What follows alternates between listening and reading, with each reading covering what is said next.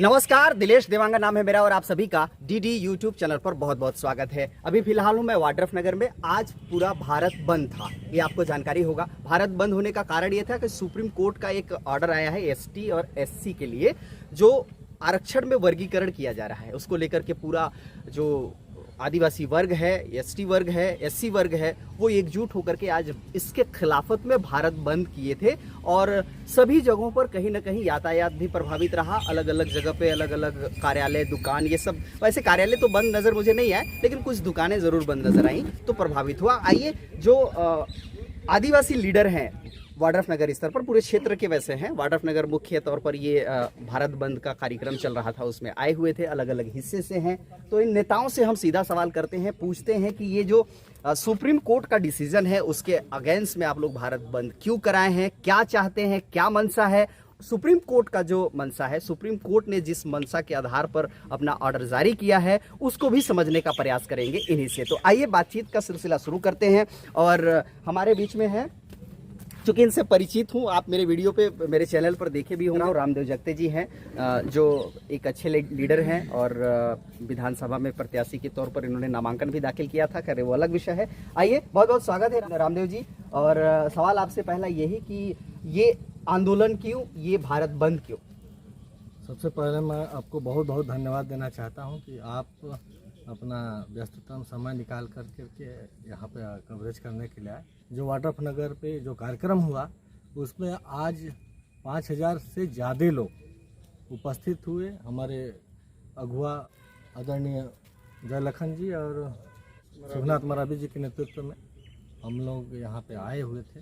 आपके माध्यम से मैं उन सभी को आभार और धन्यवाद देता हूं कि इस बरसात में आप लोग इतना भीड़ की संख्या में आए। चलिए, आप नेताओं ने 5000 जो आदिवासी भाई बंधु थे उनको लाने में सक्षम रहे। एक बड़ी तादाद होती है, 5000 संख्या कम नहीं होता है। मैं वही समझना चाहता हूं रामदेव जी कि ये आंदोलन की वजह क्या है, ये भारत बंद क्यों करा रहे हैं?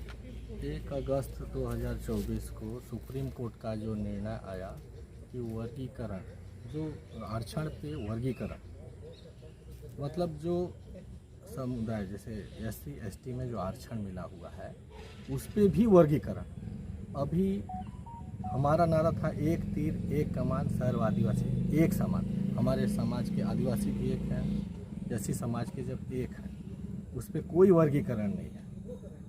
आज उसका वर्गीकरण का ये है, क्रीमिलियर ला के जो उसका उपवर्गीकरण किया करने का जो सुप्रीम कोर्ट का आया है कि उस एससी समाज में जो छोटा और बड़ा ये वर्ग में डिफाइन किया गया है और इसके खिलाफत में आप लोग आज 78वां स्वतंत्रता दिवस मना रहे थे। हम लोग देश को आज़ाद हुए 78वां स्वतंत्रता दिवस मनाए। अभी हमारे समाज के लोग मुख्य धारा में थोड़ा सा बढ़ रहे थे, लेकिन रामदेव जी आपको पता होगा रिजर्वेशन जो हमने पढ़ा है, आप भी बखूबी पढ़े हैं, रिजर्वेशन का सिर्फ एक ही फंडा था कि जो ऊपर नीचे का जो एक कहीं ना कहीं खाई है उसको भरने के लिए रिजर्वेशन लाया गया है संविधान में। और 78 वर्ष की अगर दलील देते हैं तो कुछ तो आप रिकवर हुए होंगे, कुछ तो कहीं ना कहीं खाई भरा होगा। तकलीफ है कि जब पिछड़ी जनजाति के लोगों को, पिछड़े लोगों को सरकार, जैसे हमारे पिछड़ी जनजाति है, राष्ट्रपति हमारे राष्ट्रपति के दत्तक पिछड़ी जनजाति के लोग हैं, तो उनका फिर विकास क्यों नहीं हुआ, ये सवाल उठता है। आज हमारे ही एसटी समुदाय में 2 वर्गों को बांटने की बात आप कर रहे हो। एससी समाज में 2 वर्गों के, मतलब भाई भाई में आप बंटवारा करना चाहते हैं, इस बात का भाई भाई में बंटवारा करना चाहते हैं। सर, मैं आपसे पूछना चाहता हूं, ये वर्गीकरण जो हुआ है सुप्रीम कोर्ट का आदेश है, इसको आप गलत कैसे मान रहे हैं? इसमें वही जो बता रहे हैं कि जो आरक्षण है उसमें 2 भेद हो रहा है। जैसे 2 भेद की बात कर रहे हैं, हमने जो पढ़ा है और आप लोग भी पढ़े हुए हैं। वर्गीकरण का मतलब यह है, सुप्रीम कोर्ट ने ये डिसीजन दिया है। मैं दोस्तों आप लोगों को भी बताना चाहता हूं, सुप्रीम कोर्ट ने ये निर्णय दिया है कि आरक्षण के ऊपर आरक्षण, मैं सही अगर कह पा रहा हूं, अगर एक एसटी और एससी वर्ग जो है उसमें 78, जैसे कि रामदेव जी ने कहा कि हमने आज़ादी की इतने वर्ष गुजार दिए, और रिजर्वेशन का एक ही मतलब था कि जो लोग नीचे हैं, जो लोग बैकवर्ड हैं, बहुत काफ़ी हैं, उनका ग्रोथ नहीं हुआ है, विकास नहीं हो पाया है, आर्थिक सामाजिक कई तरह के विकास नहीं हो पाए हैं, शिक्षा का विकास नहीं हो पाया है। रिजर्वेशन दे करके कहीं ना कहीं उनको ऊपर लाया जाए, जो नीचे है उनको ऊपर लाया जाए।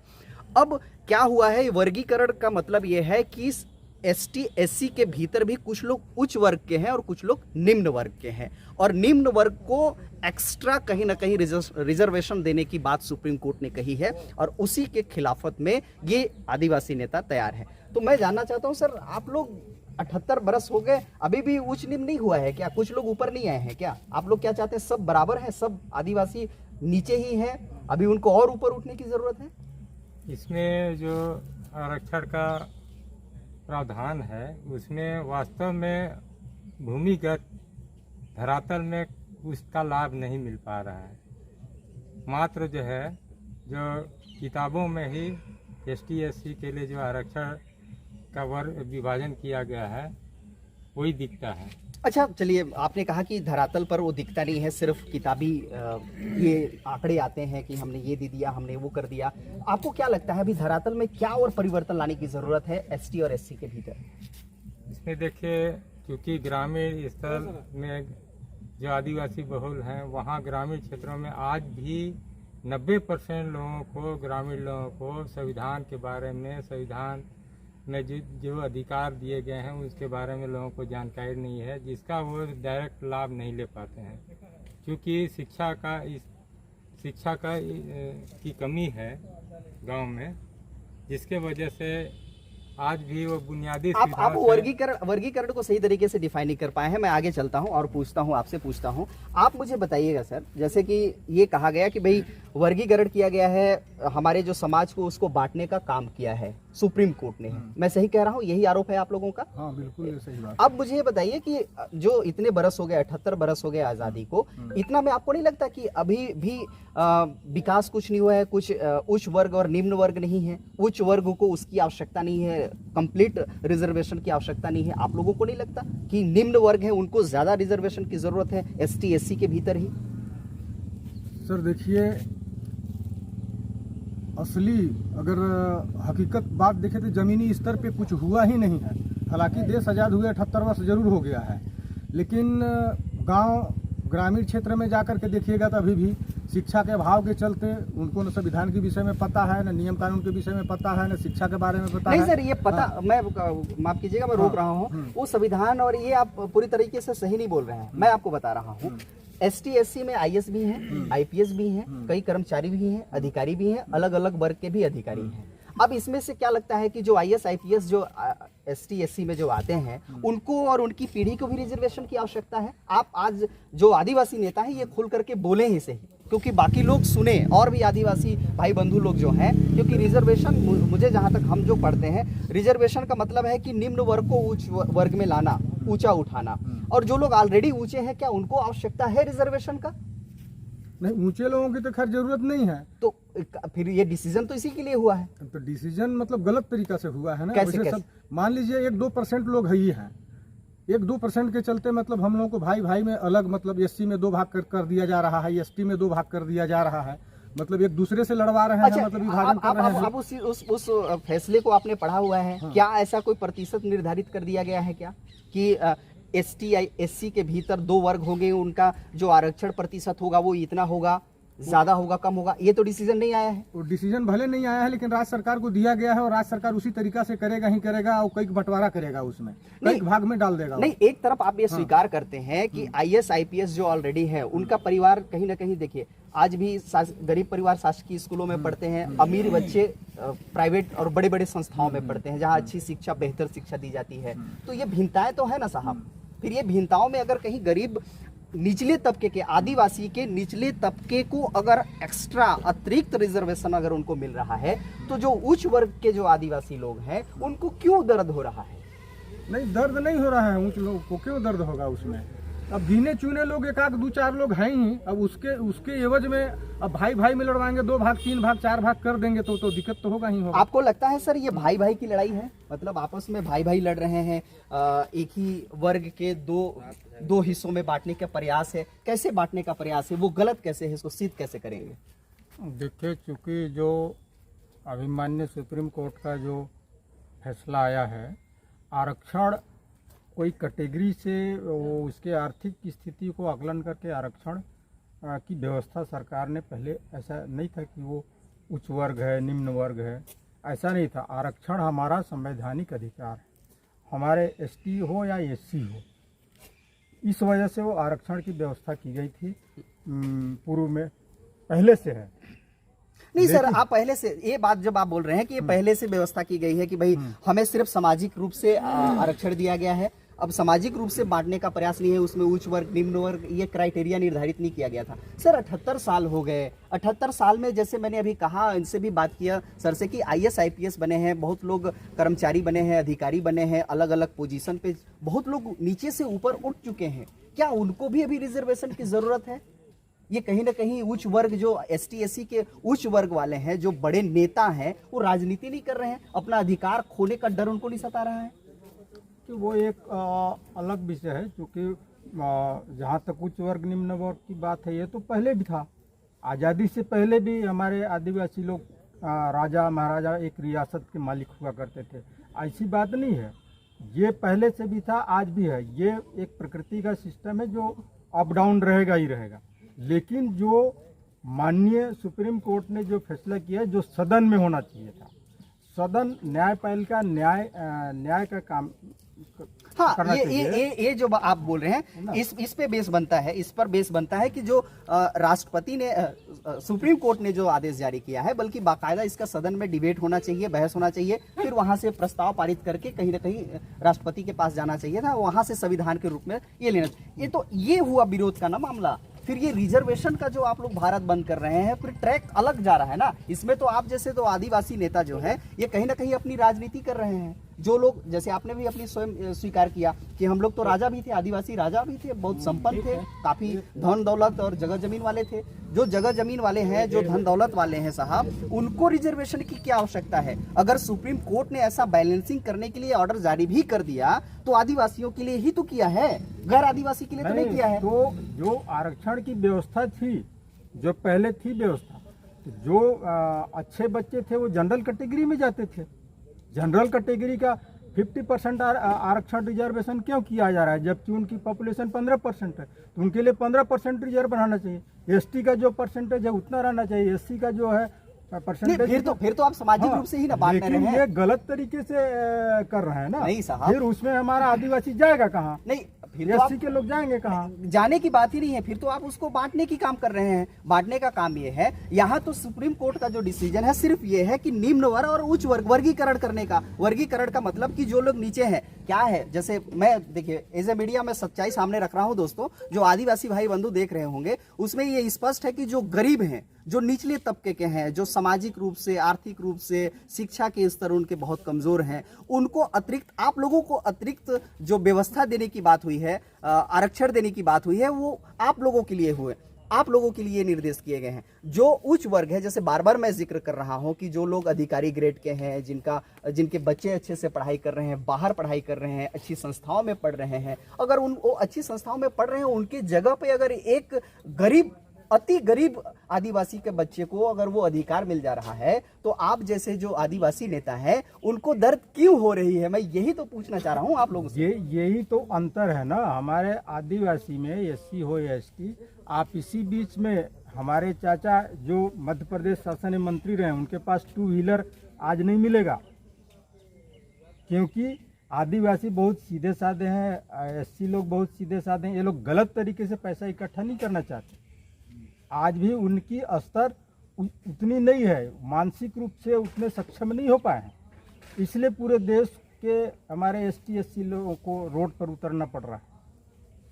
क्योंकि आप मुझे बताइए, ठीक है, मानसिक रूप से, दिमागी तौर पर वो बेहतर नहीं होते हैं, वो अच्छे पोजीशन पर भी चले जाते हैं। जैसे आपने कहा कि हम, आपके अंकल जी जो हैं, जो मंत्री हुआ करते थे, आज उनके पास 2 व्हीलर नहीं है, ऐसा आपने बात कहा। लेकिन वो वर्ग, वो 67 की बात है, मैं उनसे मिला भी हूँ, देव साहब मरावी जी की बात आप कर रहे हैं, मैं उनसे मिला भी हूँ, उनका मैंने इंटरव्यू भी किया है। ये अलग बात है कि वो रिकॉर्ड होकर के यूट्यूब चैनल पर नहीं आया था। मैं पूछना चाहता हूँ, समय बदलता है, देश की आज़ादी को 78 बरस हो गए साहब, इतने सालों में बहुत बदलाव आए हैं, सभी रूपों में बदलाव आया है, देश बदला है, देश आगे बढ़ा है, यहाँ के लोग आगे बढ़े हैं, शिक्षा का स्तर कहीं ना कहीं बेहतर हुआ है, कुछ तो बेहतर हुआ है ना, तब देश का स्तर इतना ऊंचाई पर है। आप उसमें क्या लगता है, आदिवासियों की भूमिका नहीं है क्या देश के बढ़ने में आदिवासी भाइयों का? लेकिन जो आप देश की जो आर्थिक स्थिति है, लोगों का जो लिविंग स्टैंडर्ड है, और यहाँ के जो एक कर्मचारी भी है, जो देश की लिविंग स्टैंडर्ड है वो कम से कम 1 लाख रुपया महीना पाएगा तो जाके उसकी आज का जो स्टैंडर्ड है मेंटेन कर सकता है। लेकिन एक साधारण कर्मचारी आज 50,000 40,000 पा रहा है, वो उसको मुश्किल से 2 व्हीलर और बाल बच्चों तक की सीमित रह पा रहा है। नहीं, ये दर्द, ये समस्या सिर्फ अगर आदिवासी भाई ही बोलेंगे कि ये हमारी दर्द है, तो गैर आदिवासी भाइयों को दर्द नहीं होना चाहिए क्या? क्योंकि गैर नहीं, आदिवासी तो उनकी हक हम नहीं छीन रहे हैं ना, हमारा जो हक है हमको मिलना चाहिए। नहीं, हमारे जो भी लोग सामाजिक रूप से बंटवारा नहीं किया है सुप्रीम कोर्ट ने। जो आरक्षण आदिवासी को जो प्रतिशत मिलना था वही प्रतिशत तो दिया जा रहा है। आदिवासियों के भीतर जो ऊंचे वर्ग हैं उनका कहीं ना कहीं आरक्षण का जो अधिकार है उसको छीना जा रहा है। छीना नहीं जा रहा है, बल्कि वही छीन करके आदिवासी के निचले तबके को दिया जा रहा है। आप क्या बोलेंगे? मेरा कहना ये है कि आज आदिवासियों में विशेषकर कमज़ोर होने का कारण ये है कि सरकार जो योजना जो बनाती है वो उसी प्रकार की योजना बनाती है जिस प्रकार से जो अंधे को ड्राइविंग लाइसेंस और बहरे को संगीत सुनने का और लंगड़े को रेले रेस में दौड़ने जैसा योजना बनाती नहीं सर, है। योजनाओं की बात ही नहीं हो रही है यहाँ। तो बात हो रही है कि जो वर्गीकरण का ऑर्डर आया हुआ है सुप्रीम कोर्ट का, आपको क्या लगता है इसमें क्या सुप्रीम कोर्ट ने गलत कर दिया है? अगर आप ही के आदिवासी भाई के निचले वर्ग को, जो अभी भी बहुत नीचे हैं, जिनको 2 वक्त की रोटी का व्यवस्था करना बहुत मुश्किल है, आप रिटायर हैं, आप नौकरी में रहे हैं, आपका पीढ़ी सही है, आपका खानदान सही है, आपके पास बड़े बड़े बिल्डिंग है, आपके पास प्रॉपर्टी है, आपने जमीन खरीदा हुआ है, और जिसके पास नहीं है साहब, अगर उनको सरकार ने, सुप्रीम कोर्ट ने आरक्षण दे दिया है अतिरिक्त, तो इसमें क्यों, क्या प्रॉब्लम है, किसका हक जा रहा है? प्रॉब्लम ये है,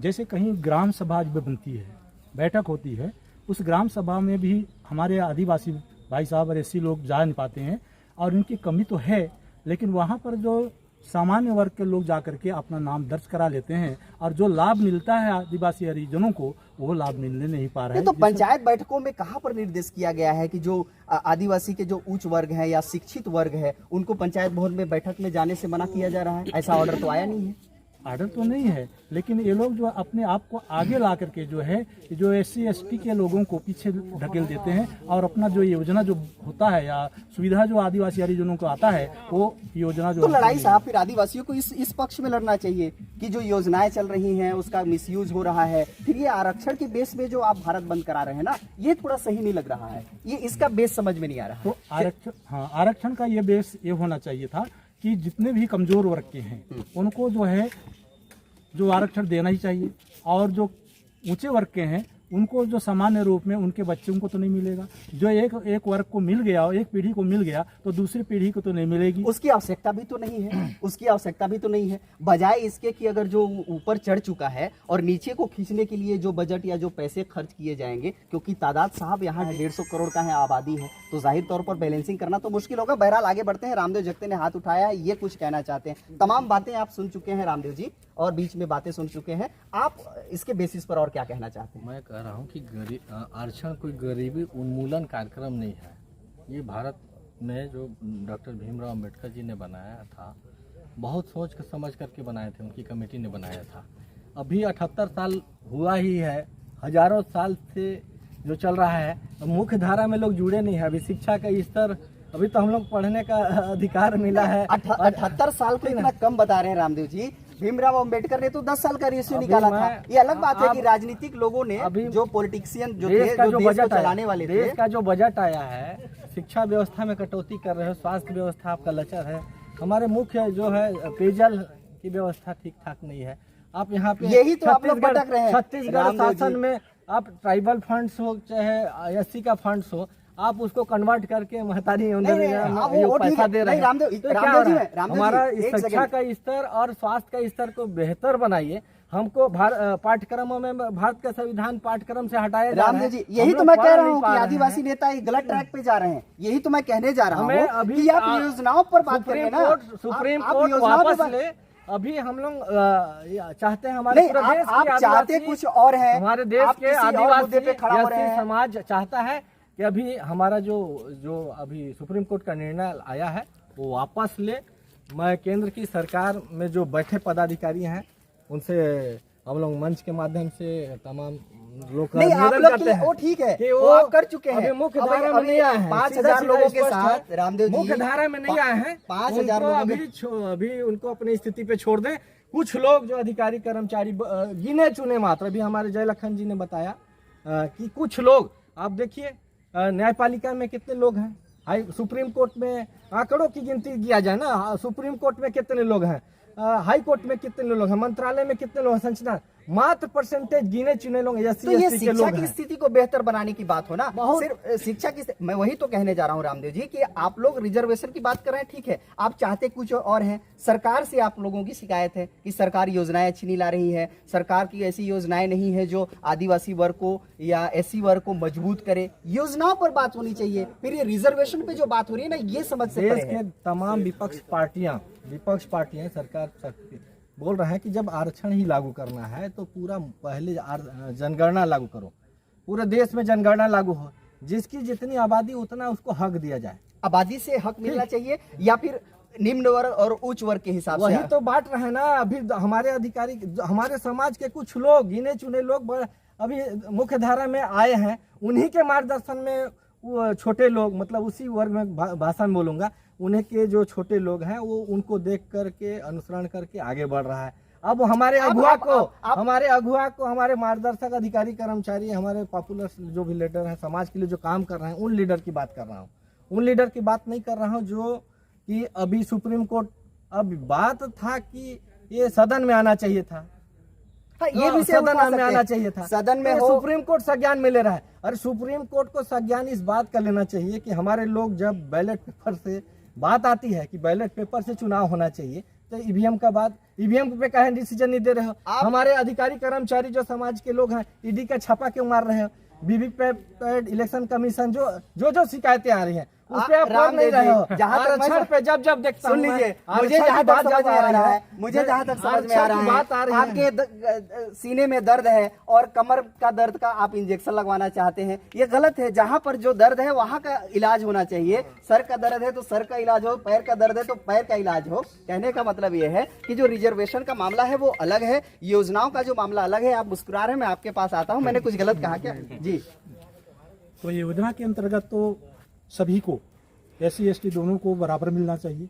और योजना के आधार पर हमारे बीच में जो आरक्षण का जो व्यवस्था की गई थी, उस आरक्षण को बरकरार रहने दिया जाए।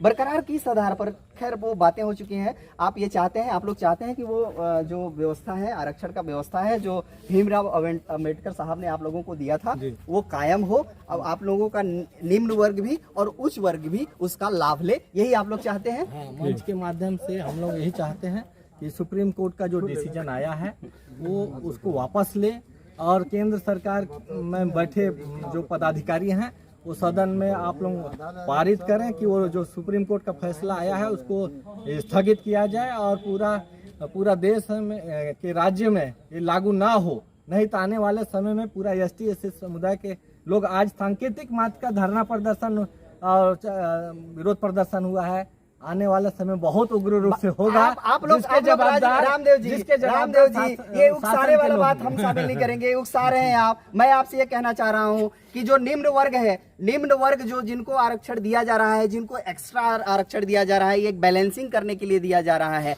आप उनकी हक मारने की बात कर रहे हैं, उन्हीं को इस्तेमाल कर रहे हैं। 5,000 लोग जो आज वाड्रफनगर में आप जैसे नेताओं ने बुलाया, उसमें ऐसे तो नहीं है कि सिर्फ निम्न वर्ग हैं या सिर्फ ऊंचे वर्ग हैं जो ऊंचाई पर आ चुके हैं, ऐसा तो नहीं है, ऐसा कोई क्राइटेरिया तो नहीं है। खैर ठीक है, पूरा मैं सरकार को दोषी मानता हूं अगर कहीं निम्न वर्ग की बात आ रही है। तो जब आप सर्वे कराते हैं तो मकान जिसकी कमी है उसको मकान देने की बात होता है, जमीन जल जंगल जमीन में उनको जमीन पट्टा मिल रहा है, तो निम्न वर्ग और बड़ा वर्ग की बात ही नहीं आना चाहिए। ये भी योजनाओं की बात आ गई, ये तो योजना की बात आ गई। सरकार की विफलता है कि अब हमारे जो पिछड़े जनजाति के लोग हैं उनको आप गोद लिए हो, राष्ट्रपति, महामहिम राष्ट्रपति जी उनको गोद लिए हैं, आदिवासी जो पिछड़े वर्ग के लोग हैं, तो कहीं ना कहीं आप मैं आखिरी में पूछ लेता हूँ रामदेव जी, मैं पूछ लेता हूँ, 78 सालों से तो आप लोग गोद में बैठे हुए हैं, मान रहे हैं आप, और बता दीजिए ना कितने वर्षों तक गोद में बैठे रहना है? हजारों साल से सामान्य वर्ग की जो व्यवस्थाएं हैं यहाँ पे चल रही है, ऐसा पढ़ाया जा रहा है, दिखाया जा रहा है। जी, आप कुछ कहना चाह रहे थे? दिखाया जा रहा है। सर, तो एक आज 78 साल ही महंगा पड़ गया इनको, जब हमारे लोग अच्छा, हजारों हजार हाँ। साल और चाहते हैं आप? अरे भाई, अभी मुख्य धारा में आए हैं। मैं बार बार कह रहा हूँ कि अभी मुख्य धारा में 2-4 अधिकारी, कर्मचारी, लीडर्स लोग आ रहे हैं, उनके नेतृत्व में हम लोग जुड़े हुए हैं, लोग जुड़ रहे हैं, उनके अनुसरण करके हम लोग आगे बढ़ रहे हैं, मुख्य धारा में जुड़ रहे हैं। निवेदन कर रहा हूँ पुनः आपके मंच के माध्यम से, आपके डीडी यूट्यूब के माध्यम से, कि अभी भी सरकार को संज्ञान लेना होगा, नहीं तो इसका कमियां भुगतना पड़ेगा। चलिए, आप कुछ बोलना जैसे चाहिए। मैं ये बोलना चाह रहा हूँ, हमारे देश में ब्राह्मणों की जनसंख्या 3.5%, उनको सर्विस लगा हुआ है 62%। एसटी की जनसंख्या जितना भी होगा उनको लगा है 1%, पूरे देश की बात बता रहा हूँ। एससी की जनसंख्या है, देख लीजिए, जितना भी होगा, मात्र उनको 6% साहब, ये तो फिर इम्प्लीमेंट करने का विषय है ना। सुनिए ना, जब इस टाइप का देश में हमारी व्यवस्था है, जिसकी जनसंख्या एकदम थोड़ी सी है, 0 के बराबर, उसको 62% नौकरी लगा हुआ है पूरे देश में, हर जगह पे बैठे हुए हैं सब मनुवादी लोग, और हमारे लोग 1% नौकरी पे आए हैं और तुरंत उसमें मतलब वो बंटवारा कर दिया जा रहा है। इसके विरोध में हम लोगों ने भारत बंद का ऐलान किया है, और इसी के चलते हम लोग जो सुप्रीम कोर्ट का निर्देश जो मिला हुआ है उसको पुनः वापस लेने का मतलब ये हम लोग धरना प्रदर्शन किया है और भारत बंद का ऐलान किया है। वास्तव में जो शासन है, अभी जो शासन है, वो हमारे एसटी एससी को फूट डालो राज करो वाला नीति अपना रहा है। ये फूट पड़ेगा, ऊंच नीच जो अब कर रहे हैं ना, इसी में फूट पड़ेगा, और ये जब नीच ग्रुप आएगा ना तो उनके ऊपर वो शासन करेगा, जैसे उस जमाने में होता था। अगर नीचे वाले ऊपर उठ रहे हैं साहब, तो इसमें बुराई नहीं क्या है? नहीं, ये तो एक चाल है, षड्यंत्र है। कैसे उसको कैसे अभी आप- अभी अभी आप देखते जाइएगा। अगर नीचे शासन- वाले ऊपर उठ रहे हैं, इसमें चाल क्या है? नहीं, ये तो आप लोगों को भी मौका मिला था ना, जो अभी जो नहीं। ऊंचा उठ चुके हैं, जो आदिवासी एसटी एससी के लोग जो नीचे से ऊपर उठे हैं, तो वो तो उठे इसी व्यवस्था के तहत उठे हैं, लेकिन पर्याप्त अभी नहीं है। अभी यानी पर्याप्त नहीं है। और चाहते हैं बिल्कुल चाहिए। तो उसमें अगर कहीं नीचे और ऊपर का जो खाई है, पहले जैसे नहीं, सामान्य नहीं, वर्ग नहीं। था, पहले जैसे ये सामान्य वर्ग था, हमारे बीच में आप ऊपर नीचे क्यों देख रहे हैं? जनरल में क्यों नहीं देख रहे हैं? हमारी में क्यों ऊपर नीचे दिख रहा है? अच्छा, ये जनरल ये बिल्कुल हो सकता है कि जनरल में भी अगर कुछ वर्ग ऐसे हैं, जैसे निम्न और वर्गीकरण की बात हुआ, तो जैसे सामान्य और जनरल में बोल देते हैं, या ओबीसी या सामान्य वर्ग में ऐसा होता है कि सब ऊंचे आदिवासियों से ऊंचे हैं। आप जाकर के देखिए साहब, आज भी सामान्य वर्ग में भी है जो बहुत अति गरीब है, पिछड़ा वर्ग में भी अति गरीब है, तो हक तो उनका भी बनता, वो भी तो हिंदुस्तान के रहने वाले हैं, वो भी तो भारत के रहने वाले हैं, जितना आपका हक है उतना उनका भी तो हक है। मानते हैं आप ऐसा? दरअसल हमारा जो एसटी एससी वर्ग है, ये ना, ये वास्तव में पिछड़ा हुआ है। आज आप भी अदर वर्ग के कुछ लोग ऐसा नहीं है जो पिछड़े नहीं है, वो भी मानते है। हैं कि नहीं? क्योंकि आप आपस में देखते होंगे, इसी देश में रहते हैं, इसी उनके छत्तीसगढ़ में। बनिस्पत, उनके अनुपात में एसटी एससी वर्ग अत्यंत पिछड़ा हुआ है। इतना रिजर्वेशन मिलने के बावजूद भी आज भी जो है ना, मुख्य धारा में नहीं जुड़ पाए हैं।